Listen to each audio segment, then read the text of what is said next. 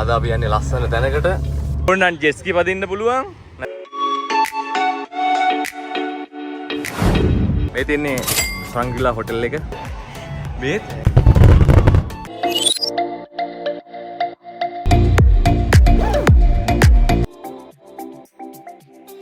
මෙන්න ඉන්න බර්ත් එක.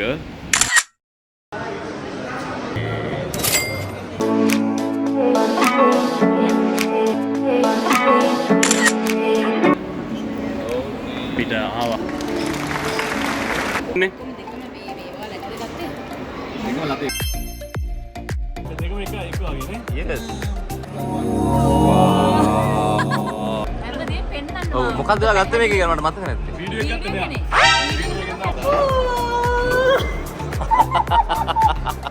nice and clean. වගේ මාළද. ඕ! ඒක අන්කොමන්.